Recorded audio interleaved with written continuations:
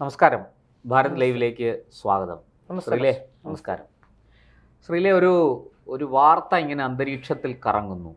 അത് BJPയെ സംബന്ധിച്ചതാണ്. BJPയിൽ, അതായത് BJPയുടെ സംസ്ഥാന ഘടകത്തിൽ നേതൃമാറ്റം സംഭവിക്കാൻ പോകുന്നു എന്നാണ്. BJPയുടെ സംസ്ഥാന പ്രസിഡന്റോ ഈ സംസ്ഥാന ഭാരവാഹികളിലോ വല്ല മാറ്റവും വരാൻ സാധ്യതയുണ്ടോ? എങ്കിൽ ആരാണ് മാറി വരാൻ സാധ്യതയുള്ളത്? തീർച്ചയായും BJPയുടെ സംസ്ഥാന നേതൃത്വത്തിൽ ഒരു മാറ്റമുണ്ടാകാനുള്ള സാധ്യതയാണ്, ഒരാഴ്ചമണിക്കുള്ള സാധ്യതയാണ് നമ്മൾ മുന്നിൽ. കേന്ദ്രം അങ്ങനെ തീരുമാനിച്ചു, അത്തരത്തിലുള്ള തീരുമാനമുണ്ട് എന്നാണ് എനിക്ക് മനസ്സിലാക്കാൻ സാധിക്കുന്നത്. പ്രത്യേകിച്ച് കേരളത്തിൽ കുറെ കൂടി BJP ഇത്തവണ 3 സീറ്റ് പിടിച്ചതോടുകൂടി കുറച്ചുകൂടി കാര്യക്ഷമമായി പ്രവർത്തിക്കേണ്ടതിന്റെ ആവശ്യകത. ഒരു ചോദ്യം അവിടെ നിഴലിക്കുന്നുണ്ട്, ഒളിച്ചിരിക്കുന്നുണ്ട്. അതായത് അമിത്ഷാ തെരഞ്ഞെടുപ്പിന് മുമ്പ് പറഞ്ഞത് BJP ഒറ്റയ്ക്ക് 25% വോട്ടും സംസ്ഥാന ഭരണവും പിടിക്കുമെന്നാണ്. സംസ്ഥാന ഭരണം പിടിച്ചില്ല, പോട്ടെ, അത് നമുക്കൊരു തെരഞ്ഞെടുപ്പ് തന്ത്രമായിട്ട് കരുതാം. പക്ഷേ വോട്ടിംഗ് ശതമാനം 25 എന്ന് പറഞ്ഞത് അതിൻ്റെ നിന്ന് 10-ൽ കൂടുതൽ, അതായത് 14% കുറഞ്ഞു. BJPയുടേത് വീണ്ടും കുറവാണ്. ലോക്സഭാ തെരഞ്ഞെടുപ്പിൽ ഏതാണ്ട് 20% വോട്ട് കിട്ടിയ പാർട്ടിയാണ്. പക്ഷേ നിയമസഭാ തെരഞ്ഞെടുപ്പ് വന്നപ്പോൾ, കഴിഞ്ഞ തദ്ദേശ തെരഞ്ഞെടുപ്പ് വന്നപ്പോൾ ഒക്കെ 14%, 15% താഴെ നിൽക്കുകയാണ് BJPയുടെ അഥവാ NDAയുടെ വോട്ട്. ഇതും ഒരു കാരണമാണോ? അത് ഞാൻ കാരണങ്ങളിലേക്ക് വരാം. ഒന്നാമത്തെ കാര്യം, BJPയുടെ കൂടുതൽ കാരണം ഇപ്പോൾ കോർപ്പറേഷൻ ഭരണമുണ്ട്, പിന്നെ അതുപോലെ 3 സീറ്റ് കിട്ടിയിട്ടുണ്ട് നിയമസഭയിൽ. അത് മുമ്പോട്ട് നിലനിർത്തിക്കൊണ്ട് പോവുക എന്നൊരു വലിയ ദൗത്യം BJPയുടെ മുന്നിൽ തന്നെയുണ്ട്. ഇത്രയും കാലം BJPക്ക് സീറ്റ് കിട്ടാൻ ബുദ്ധിമുട്ടായിരുന്നു എന്ന് നമ്മൾ ചിന്തിച്ചെടുത്തു നിന്നാണ് 3 സീറ്റും അതുപോലെ തന്നെ ഈ നഗരസഭയും ഒക്കെ പിടിച്ചെടുക്കാൻ കഴിയും. ഇത്രയും വർഷങ്ങൾ കൊണ്ടുള്ള BJPയുടെ പ്രവർത്തകരുടെ ഒരു പ്രവർത്തന ഫലം, അതും മികവുമാണ് ഇത്തവണ നമ്മൾ കണ്ടത്. ഇത്തവണ 3 സീറ്റ് കിട്ടാനുണ്ടായ സാഹചര്യങ്ങൾ നോക്കുകയാണെങ്കിൽ സംസ്ഥാനത്തെ ഭാരവാഹിത്വത്തെക്കാൾ ഉപരി സംസ്ഥാനത്തെ സാഹചര്യങ്ങൾ അതിനനുകൂലമായിരുന്നു എന്നുള്ളതാണ്. 10 വർഷത്തിലേറെയായി ഭരിക്കുന്ന കേന്ദ്ര സർക്കാരിൻ്റെ ഓരോ നയങ്ങളും അത് യഥാസമയത്ത് കേരളത്തിലെ ജനങ്ങളിലേക്ക് എത്തുന്നു എന്നുള്ളതും, ജനങ്ങളുടെ ഇടയിൽ ഇപ്പോൾ സോഷ്യൽ മീഡിയ വഴിയാണെങ്കിലും മാധ്യമങ്ങൾ വഴിയാണെങ്കിലും ഓൺലൈൻ മാധ്യമങ്ങൾ വഴിയൊക്കെ വലിയ രീതിയിൽ എന്തൊക്കെയാണ് കേന്ദ്രത്തിൽ, എന്തൊക്കെ പദ്ധതികളാണ്, അതെങ്ങനെ എത്തുന്നു, എന്ത് എത്തുന്നു എന്നതിനെ സംബന്ധിച്ചുള്ള വിവരങ്ങൾ കൃത്യമായി എത്തുന്നുണ്ട്. മറ്റൊന്ന്, കഴിഞ്ഞ കാലഘട്ടങ്ങളിലെല്ലാം ഉണ്ടായിട്ടുള്ള ഇടതുപക്ഷത്തിൻ്റെ ഭരണത്തിലുണ്ടായ ഭരണവിരുദ്ധ വികാരം, ആ ഭരണവിരുദ്ധ വികാരം ഇത്തവണ ഗുണം ചെയ്തത് ഒരുപക്ഷെ കോൺഗ്രസിനും UDFനും ആണെങ്കിലും അതിൻ്റെ ഒരു പരിധിവരെ അത് ഒരു പങ്ക് BJPക്കും കിട്ടി എന്നുള്ളതാണ് എൻ്റെ വാസ്തവത്തിൽ ഒരു വലിയ പങ്ക് BJPക്ക് കിട്ടി. തീർച്ചയായും ആയിരുന്നു. ഇത്തവണ ഇപ്പോൾ രാജീവ് ചന്ദ്രശേഖർ വന്ന ശേഷമുണ്ടായ ഒരു പ്രകടമായ മാറ്റം, പല പാർട്ടിക്കാരുമൊക്കെ ഇതിൽ ചേർന്ന് നിൽക്കാൻ തുടങ്ങി എന്നുള്ളതാണ്. നേരത്തെ രാജീവ് ചന്ദ്രശേഖറിന് കേന്ദ്രവുമായി നേരിട്ട് ആക്സസ് ഉള്ളതുകൊണ്ട് കൂടുതൽ കാര്യങ്ങൾ സാധിക്കും, അല്ലെങ്കിൽ കേരളത്തിലുള്ള നേതാക്കന്മാരെക്കാൾ ഉപരി മറ്റു കാര്യങ്ങൾ സാധിക്കും എന്ന ഒരു ചിന്ത, അങ്ങനെ ഒരു തോന്നൽ തീർച്ചയായിട്ടും കേരളത്തിലെ ജനങ്ങളുടെ ഇടയിൽ ഉണ്ടായിട്ടുണ്ട്. അതുകൊണ്ട് തന്നെയാണ് ആവശ്യമുള്ളവർ, അതായത് BJPയെ ഏതെങ്കിലും തരത്തിൽ ഉപയോഗിക്കേണ്ടവർ, അതുപോലെ തന്നെ BJPയിലേക്ക് നാളെ കാലം BJPയിൽ വന്നാൽ ഗുണമുണ്ടാകും എന്ന് വിചാരിക്കുന്നവർ, അത്തരത്തിലുള്ള ആൾക്കാരൊക്കെ ചാടി വീണ് BJP ചേരുന്ന സാഹചര്യം ഉണ്ടായിട്ടുണ്ട്. അതുകൊണ്ട് BJPക്ക് എന്തെങ്കിലും ഗുണമുണ്ടായോ? BJPക്ക് ഗുണമുണ്ടായിട്ടില്ല, അതാണ് ഞാൻ പറയാൻ വരുന്നത്. അവർക്ക് ഗുണമുണ്ടായെങ്കിലും BJPക്ക് ഗുണമുണ്ടായിട്ടില്ല എന്നാണ് നമുക്ക് മനസ്സിലാക്കാൻ സാധിക്കുന്നത്.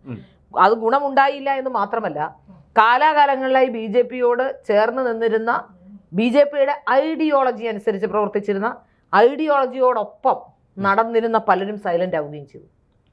അവിടെയാണ് വലിയ പ്രതിസന്ധി. അത് പിന്നോക്കം നിന്നു, ചിലരെ പിന്നോക്കം നിർത്തി. അതായത് ക്രിസ്ത്യൻ സംഘടനകളെ തങ്ങളോടൊപ്പം ചേർക്കാനും അല്ലെങ്കിൽ ക്രിസ്ത്യൻ സംഘടനകളുടെ വോട്ട് നേടാനും ഒക്കെ വേണ്ടി BJPയോടൊപ്പം എന്നും ഉറച്ചു നിന്നിരുന്ന കാസ എന്ന് പറയുന്ന ആ ക്രിസ്ത്യൻ മൂവ്മെന്റിനെ സത്യത്തിൽ അവരെ നിർജീവമാക്കുമായിരുന്നു ഈ പ്രാവശ്യത്തെ തെരഞ്ഞെടുപ്പിൽ എന്നുള്ളതാണ് മനസ്സിലാക്കാൻ സാധിക്കുന്നത്.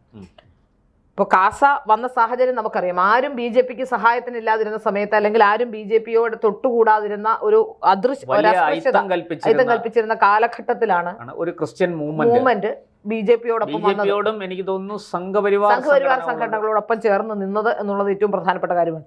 ഇന്നും അതിൽ ഏറ്റവും പ്രധാനപ്പെട്ട കാര്യം, അവരെ ഈ തെരഞ്ഞെടുപ്പിൽ നിർജീവമാക്കി മാറ്റി നിർത്തിയിട്ട് പോലും യഥാർത്ഥത്തിൽ അവർ ഒരാൾ പോലും എങ്ങോട്ടും പോയില്ല.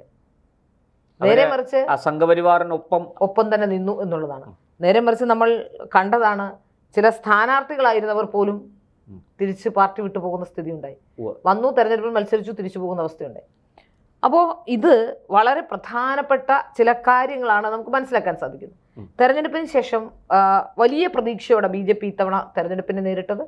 ആ പ്രതീക്ഷയ്ക്കത്ത് BJP വളർന്നിട്ടില്ല എന്നുള്ളതാണ് യാഥാർത്ഥ്യം. അതെ, സത്യത്തിൽ തെരഞ്ഞെടുപ്പ് നിരീക്ഷകരൊക്കെ നടത്തിയ വിശകലനത്തിൽ ഏതാണ്ടൊരു 30-ലധികം സീറ്റുകളിൽ ശക്തമായ മത്സരം നടന്നു എന്നാണ് പൊതുവെ വിലയിരുത്തപ്പെടുന്നത്. പക്ഷേ BJPക്ക് കേവലം 3 സീറ്റുകളിൽ മാത്രമാണ് ജയിക്കാൻ കഴിയുന്നത്. ഒരുപാട് ഘടകങ്ങൾ ഇപ്പോൾ സ്ഥാനാർത്ഥി നിർണ്ണയവുമായി ബന്ധപ്പെട്ടും ഇപ്പോൾ ഒരു തെരഞ്ഞെടുപ്പ് വരുമ്പോൾ ആ തെരഞ്ഞെടുപ്പ് സമയത്ത് ആരെയെങ്കിലും പിടിച്ച് സ്ഥാനാർത്ഥികളാക്കുക, ആ സമയത്ത് ഏതെങ്കിലും ഇൻഫ്ലുവൻസുമായി വരുന്നവരെ സ്ഥാനാർത്ഥിയാക്കുക എന്ന നയമൊക്കെ BJP ഉപേക്ഷിക്കേണ്ട കാലഘട്ടം കഴിഞ്ഞിരിക്കുന്നു.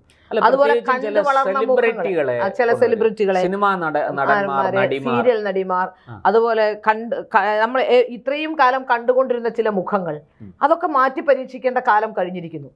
ഇനി അഥവാ കുറച്ച് പേരെയൊക്കെ കൊണ്ടുവന്നിട്ടുണ്ട്, കുറച്ച് പുതിയ ആൾക്കാരൊക്കെ വന്നിട്ടുണ്ട്, ചെറിയ പ്രായം കുറഞ്ഞ യുവാക്കളും യുവതികളും ഒക്കെ വന്നിട്ടുണ്ട്. പക്ഷെ ആ യുവാക്കളും യുവതികളും ഒക്കെ ഇതിന് ആപ്റ്റാണോ എന്നുള്ളത് മറ്റൊരു പ്രധാനപ്പെട്ട കാര്യം. അതായത് നിരവധി പേർ, അതിന് കഴിവുള്ള നിരവധി പേർ സംഘപരിവാറുമായി അസോസിയേറ്റ് ചെയ്ത് പല സ്ഥലത്ത് നിൽക്കുമ്പോഴും യഥാർത്ഥത്തിൽ ചില സങ്കുചിതമായ രാഷ്ട്രീയ താല്പര്യങ്ങളും നേതാക്കന്മാരുടെ താല്പര്യങ്ങളും ഒക്കെ അതിൽ. അതായത് ഞാൻ ചോദിക്കുന്ന, ഒരു സംഘടനയുടെ കമ്മിറ്റ്മെന്റ് ഉണ്ടെങ്കിൽ, ഒരു സംഘടന നന്നായി വളരണമെന്ന് ആഗ്രഹിക്കുന്നുണ്ടെങ്കിൽ, നമ്മൾ നമ്മുടെ കുടുംബം പോലെയാണല്ലോ ഒരു സംഘടന എന്ന് പറയുന്ന ഒരു കുടുംബത്തിന്റെ ഒരു മിനിയേച്ചറായി നമ്മൾ നോക്കിയാൽ നമ്മുടെ കുടുംബത്തിൽ ഒരു എല്ലാ ഘടകങ്ങളെയും, ഇപ്പം ഭാര്യയാണെങ്കിലും മക്കളെ ആണെങ്കിലും ബന്ധുക്കളെ ആണെങ്കിലും ഒക്കെ ചേർത്ത് നിർത്താനും അവരുടെ ഉന്നമനത്തിനും വേണ്ടി കുടുംബനാഥൻ ശ്രമിക്കും. അതുപോലെ തന്നെയാണല്ലോ പാർട്ടിയിലും ഉണ്ടാകേണ്ടത്. അല്ലാതെ കുടുംബനാഥൻ അയാൾക്ക് ഇഷ്ടമുള്ള ആരെയെങ്കിലും ഒരാളെ, കഴിവുള്ള ആളെ മാറ്റി നിർത്തിയിട്ട് അവരോധിക്കുകയല്ല ചെയ്യുന്നത്. BJPയെ സംബന്ധിച്ചിടത്തോളം അവർ ഈ കുടുംബത്തിൻ്റെ കഥ പറഞ്ഞത് അവരുടെ കുടുംബത്തെയും മറ്റുള്ളവരെയും ഒക്കെ കൊണ്ടുവരുന്നു എന്നുള്ള, അവരുടെ താല്പര്യക്കാർ, അവരുടെ കൂട്ടുകാർ, അങ്ങനെയുള്ളവരെ കൊണ്ടുവരുന്നു എന്നതിനപ്പുറത്തേക്ക് കഴിവും കാര്യപ്രാപ്തിയുമുള്ള നേതാക്കന്മാരുടെ നല്ല അഭാവം BJPയിലുണ്ട്. ഇപ്പോൾ പലരും ഉണ്ട് നേതാക്കന്മാരെന്നൊക്കെ പറഞ്ഞ് നമുക്കറിയാം. ഒരു ഏറ്റവും കീ പോസ്റ്റിലിരിക്കുന്ന ആൾക്കാർക്ക് പോലും ഒരു നല്ല വാർത്താ സമ്മേളനം നടത്താനോ, ഏതെങ്കിലും ഒരു വിഷയത്തിൽ കൃത്യമായ ഒരു രാഷ്ട്രീയ സംവാദത്തിൽ ഇടപെടാനോ, ഏതെങ്കിലും ഒരു വിഷയം പഠിച്ചു പറയാനോ, അല്ലെങ്കിൽ ഏതെങ്കിലും ഒരു വിഷയത്തിൽ ലോജിക്കലായി, ഈ പലപ്പോഴും മാധ്യമപ്രവർത്തകരുടെയൊക്കെ മുമ്പിൽ നമുക്ക് വേണ്ടത് ഏറ്റവും കൂടുതൽ ലോജിക്കാണ്. രാഷ്ട്രീയപരമായ അറിവിനൊപ്പം ലോജിക്കും അതിന് മറുപടി പറയാനുള്ളത്. ആ കാര്യത്തിൽ VV രാജേഷിനെ നമ്മൾ ഏറ്റവും നന്നായി, VV രാജേഷിനെ കണ്ടുപിടിക്കേണ്ടതാണ്. ഏറ്റവും നന്നായി, ഏറ്റവും ഭംഗിയായി അത് ചിന്തിക്കുകയും വായിക്കുകയും ചെയ്യുന്ന ഒരാൾക്ക് മാത്രമേ അത് ചെയ്യാൻ കഴിയുള്ളൂ. അപ്പോൾ അതുകൊണ്ട് തന്നെ അത്തരത്തിൽ മറുപടി പറയുകയും അത്തരത്തിൽ കാര്യങ്ങളെ പ്രസൻറ്റ് ചെയ്യുകയും ചെയ്യുന്നിടത്താണ് നമ്മുടെ ഒരു രാഷ്ട്രീയ പാർട്ടി എന്ന രീതിയിൽ വിജയത്തിൻ്റെ ഒരു പടി. മറ്റൊന്ന്, നന്നായി പ്രവർത്തിക്കുന്ന ആൾക്കാർ വേണം. പല ഘടകങ്ങൾ വേണം. ഒന്ന്, നന്നായി ജനങ്ങളുടെ ഇടയിൽ പ്രസൻറ്റ് ചെയ്യാൻ അറിയാവുന്നവർ വേണം. നന്നായി രാഷ്ട്രീയം അറിയുന്നവർ വേണം. രാഷ്ട്രീയത്തിൽ ഈ നേതാക്കന്മാർക്ക് ഉപദേശം കൊടുക്കാൻ അറിയുന്ന ഉപദേശകർ വേണം. എല്ലാ വിഷയത്തെക്കുറിച്ചും, അതായത് ഭൂമിക്ക് കീഴിലുള്ള എല്ലാ വിഷയത്തെക്കുറിച്ചും അറിയുന്ന ഓരോരുത്തരെങ്കിലും, സൂര്യന് കീഴിലുള്ള എല്ലാ വിഷയത്തെക്കുറിച്ച് അറിയുന്ന ഒരാളെങ്കിലും ആ ഒരു BJP എടുക്കുന്ന ഒരു പാനലിൽ, അതായത് ഈ സംസ്ഥാന ഭാരവാഹികളുടെ പാനലിൽ ഉണ്ടാവണം. അതിന് മീഡിയ പാനലിലെങ്കിലും ഉണ്ടാവണം. ഇപ്പോൾ ഒരു ചെറുകഥയെക്കുറിച്ച് വന്നു, അല്ലെങ്കിൽ ഒരു സിനിമയെക്കുറിച്ച് വന്നു, അല്ലെങ്കിൽ എന്തെങ്കിലും ഒരു വിഷയത്തെക്കുറിച്ച് ഒരു വിവാദം ഉണ്ടായാൽ അത് സംസാരിക്കാൻ അറിയുന്ന, ചരിത്ര സംബന്ധിയായ ഒരു വിഷയമൊക്കെ വന്നാൽ സംസാരിക്കാൻ അറിയുന്ന ആൾക്കാർ സത്യത്തിൽ ഇല്ല. രാഷ്ട്രീയം തന്നെ പറയാൻ അറിയുന്നവർ അതിൽ കമ്മിയാണ്. അപ്പോൾ പിന്നെ ബാക്കിയുള്ള കാര്യങ്ങളെക്കുറിച്ച് പറയേണ്ടതില്ലല്ലോ. അപ്പോൾ ഞാൻ പറയുന്നത്, BJP കേരളത്തിൽ ഭരണത്തിൽ വരണമെങ്കിൽ ഈ മാരാർജി ഭവന്റെ വാതിലുകൾ അവിടെ മലർക്ക തുറന്നിടണം. ദ്വാരപാലകന്മാരായി അവരുടെ കൂട്ടുകാരെയും കൂട്ടിക്കൊണ്ട് അവിടെ ദ്വാരപാലകന്മാരായി ആരെങ്കിലും നിന്ന് മറ്റുള്ളവരുടെ വരവിനെ തടയാനോ അല്ലെങ്കിൽ ഏതെങ്കിലും തരത്തിലുള്ള അത്തരം കാര്യങ്ങൾക്ക് ശ്രമിക്കുകയും വരുന്നു. അതുപോലെ തന്നെ മറ്റൊരു പ്രധാനപ്പെട്ട ചോദ്യം എനിക്ക് ചോദിക്കാനുള്ള, പൊതുവേ ഇപ്പോൾ രാജീവ് ചന്ദ്രശേഖർ വന്നതിന് ശേഷം BJPയെ കുറിച്ച് കേൾക്കുന്നൊരു വലിയ പരാതി, BJP മാരാർജി ഭവനിലടക്കം BJPയിൽ പ്രവർത്തകർക്ക് വലിയ വോയിസ് ഇല്ല, പ്രവർത്തകർക്ക് ഇടമില്ല, അവർക്ക് അവസരങ്ങളില്ല. പകരം ഇത് മുഴുവനും കുറെ PR ഏജൻസികളെ ഏൽപ്പിച്ചിരിക്കുകയാണ്. ഇപ്പോൾ PR ഏജൻസികൾ രാഷ്ട്രീയ പാർട്ടികൾക്ക് വേണ്ടി വർക്ക് ചെയ്യുന്നുണ്ട്, നമുക്കതറിയാം. ദേശീയ തലത്തിലും സംസ്ഥാന തലങ്ങളിലും ഒക്കെ PR ഏജൻസികൾക്ക് വലിയ പങ്കുണ്ട്. പക്ഷേ നമ്മൾ LDFനെ എടുത്തു നോക്കിയാൽ CPIMലോ CPIയിലോ UDFൽ കോൺഗ്രസ്, മുസ്ലിം ലീഗ്, കേരള കോൺഗ്രസ് തുടങ്ങിയ കക്ഷികളിലോ ഒക്കെ ഈ PR ഏജൻസികൾ പ്രവർത്തിക്കുന്നുണ്ടാകാം. പക്ഷെ അവിടെയൊക്കെ പാർട്ടി പ്രവർത്തകർക്കാണ് മുൻഗണന. BJP അങ്ങനെ അല്ല എന്നൊരു പരാതി തീർച്ചയായിട്ടും അത്തരത്തിലുള്ള ആരോപണങ്ങളൊക്കെ കേൾക്കുന്നുണ്ട്. PR ഏജൻസികൾ എന്തിനു വേണ്ടിയുള്ളതാണ്? പാർട്ടിയുടെ നയം തീരുമാനിക്കാനുള്ളതല്ല. അല്ല, PR ഏജൻസികൾ പാർട്ടി ചെയ്യുന്ന കാര്യങ്ങൾ ജനങ്ങളിലേക്ക് എത്തിക്കാനുള്ളത് മാത്രമാണ്. പ്രൊപ്പഗണ്ട എത്തിക്കുക എന്നുള്ളത്. അല്ലാതെ PR ഏജൻസികൾ വന്നിട്ട് ഒരു പാർട്ടി എന്ത് ചെയ്യണം, പാർട്ടിയുടെ നയം തീരുമാനിക്കുക, നേതാക്കന്മാർ എന്ത് ചെയ്യണം, നേതാക്കന്മാരുടെ നയം തീരുമാനിക്കേണ്ട ആവശ്യം PR ഏജൻസികൾക്കില്ല. അവിടെയാണ് പരാജയപ്പെട്ടു പോകുന്നത്. നേതാക്കൾ എന്ത് സംസാരിക്കണം, നേതാക്കൾ ഏത് വസ്ത്രം ധരിക്കണം, നേതാക്കൾ എങ്ങനെ നോക്കണം, നേതാക്കളെ നമ്മൾ ശരീരഭാഷയൊക്കെ ഒന്ന് നന്നാക്കാനോ അല്ലെങ്കിൽ ഡ്രസ്സിന്റെ ആരെങ്കിലും കൊണ്ടൊന്ന് ഡ്രസ്സൊന്ന് മോഡിഫൈ ചെയ്ത് വൃത്തിയായി ഇടിപ്പിച്ചാലൊന്നും കുഴപ്പമില്ല. പക്ഷെ അവരുടെ തലയിൽ കയറി നയത്തിൽ തീരുമാനിക്കാനും തലച്ചോറിൽ കയറി ചിന്തിക്കാനും PR ഏജൻസികൾക്ക് അനുവദിക്കരുത് എന്നുള്ളതാണ് ഇതിന്റെ പ്രധാനപ്പെട്ട കാര്യം. നമ്മൾ തെരഞ്ഞെടുപ്പ് കാലത്തൊക്കെ കണ്ടതാണ്. ഇവർ പറയുന്നത് ഒരു പിന്നീട് ഇറങ്ങിയ ക്യാപ്സൂളുകൾ പല CPM-കാരും PR-കാരും ഇവിടെ എത്തിച്ചേർന്നിട്ടുണ്ട്. അത് പണത്തിന് വേണ്ടിയാണ് നമ്മൾ മനസ്സിലാക്കുന്നു. അപ്പോൾ അതിന് പകരം ഈ കഴിവുള്ള ആൾക്കാരെ എടുത്ത് അവരെ കൊണ്ട് PR വർക്ക് ചെയ്യിക്കുന്നത് നമുക്ക് മനസ്സിലാക്കാം. സത്യത്തിൽ പാർട്ടി പ്രവർത്തകരെ, ആത്മാർത്ഥതയുള്ള പാർട്ടി പ്രവർത്തകരെ ഒഴിവാക്കിയിട്ടാണ് ചെയ്യുന്നത്. കഴിവും കാര്യപ്രാപ്തിയുമുള്ള ആത്മാർത്ഥതയുള്ള പാർട്ടി പ്രവർത്തകരെ ഈ പാർട്ടിയിൽ PR-ന് വേണ്ടി നിയോഗിച്ചാൽ ഒരുപക്ഷെ പണം പോലും കൊടുക്കാതെ PR ചെയ്യാൻ തയ്യാറാകുന്ന ആൾക്കാരുണ്ട്. ഈ സോഷ്യൽ മീഡിയയിലൊക്കെ എഴുതുന്നവർ പണം വാങ്ങിച്ചിട്ടാണോ എഴുതുന്നത്? BJP ആർക്കെങ്കിലും സോഷ്യൽ മീഡിയയിൽ ഒരുപാട് പ്രൊഫൈലുകളുണ്ട്. ഇപ്പൊ തെരഞ്ഞെടുപ്പ് കാലത്ത് ആർക്കെങ്കിലും കുറച്ച് പൈസയൊക്കെ കൊടുക്കുമായിരിക്കും, എനിക്കറിയില്ല. പക്ഷെ തെരഞ്ഞെടുപ്പിന് ശേഷവും സജീവമായി ഇവരാരും പറഞ്ഞില്ലെങ്കിലും എല്ലാ സംഘപരിവാർ അനുകൂലികളും ഇരുന്ന് എഴുതി, ഏതെങ്കിലും വിഷയം വരുമ്പോൾ കുത്തിയിരുന്ന് മണിക്കൂറുകളോളം സ്വന്തം ഡേറ്റയും ചെലവാക്കി അവിടെ ഇരുന്ന് എഴുതി ഡിഫെൻഡ് ചെയ്യുന്നവരാണ്. അപ്പോൾ അവരെ ആത്മാർത്ഥമായി അവരെ വിളിച്ചു വരുത്തി, അവരെ ഒന്നും വേണ്ട, അവരെ ഒന്ന് അംഗീകരിക്കുന്നു, നിങ്ങൾ എഴുതുന്നതൊക്കെ കൊള്ളാം, ഞങ്ങൾ അംഗീകരിക്കുന്നു എന്ന് പറഞ്ഞാൽ തന്നെ ഈ PR ഏജൻസികളുടെ ആവശ്യം വരില്ല എന്നാണ് എനിക്ക് മനസ്സിലാക്കാൻ സാധിക്കുന്നത്. അതൊന്നും ഇവിടെ ചെയ്യുന്നില്ല എന്നുള്ളതാണ്. അപ്പോൾ ഇവിടെ രാജീവ് ചന്ദ്രശേഖർ വന്നതിന് ശേഷം 2 തെരഞ്ഞെടുപ്പാണ് നടന്നത്. ഒന്ന് തദ്ദേശ സ്ഥാപനങ്ങളിലെ തെരഞ്ഞെടുപ്പ്, ഒന്ന് നിയമസഭയിൽ. 2 തെരഞ്ഞെടുപ്പിലും പാർട്ടിയുടെ ബേസിക് വോട്ട്, അതിന്റെ അടിസ്ഥാനപരമായ വോട്ടുകൾ നഷ്ടപ്പെട്ടിരിക്കുന്നു.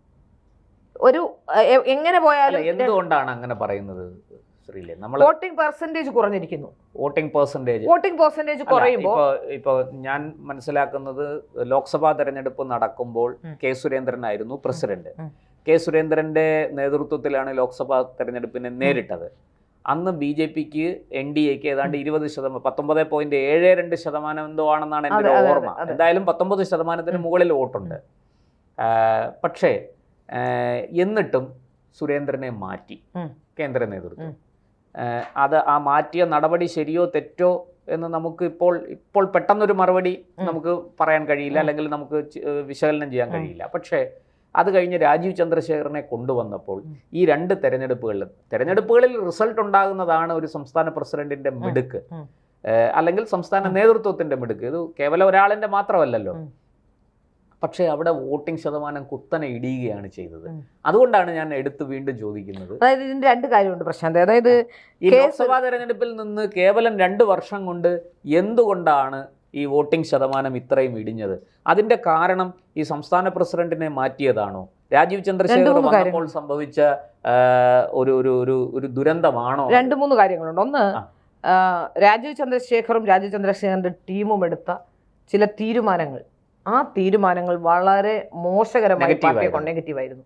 ഒന്ന്, ഈ 2020 പോലുള്ളൊരു ആകെ എറണാകുളം മാത്രമുള്ള, കിഴക്കമ്പലത്ത് മാത്രമുള്ള ഒരു രാഷ്ട്രീയ പാർട്ടിക്ക് കേരളം ഒട്ടാകെ സീറ്റ് കൊടുക്കാൻ എടുത്ത തീരുമാനം ഏറ്റവും പരാജയപ്പെട്ട തീരുമാനമാണ്. ആ 19 സീറ്റുകളിലും കഴിഞ്ഞ പ്രാവശ്യം മത്സരിച്ച സീറ്റുകളിൽ ആ സീറ്റുകളിലെ വോട്ടിംഗ് പെർസെന്റേജ് കുറഞ്ഞു. വോട്ടിംഗ് പെർസെന്റേജ് കുറഞ്ഞത് 17 സ്ഥലത്ത് കെട്ടിവെച്ച കാശ് പോലും കിട്ടിയില്ല. അതുമാത്രമല്ല, ആ സ്ഥലങ്ങൾക്ക് ഒരു പ്രത്യേകതയുണ്ട്.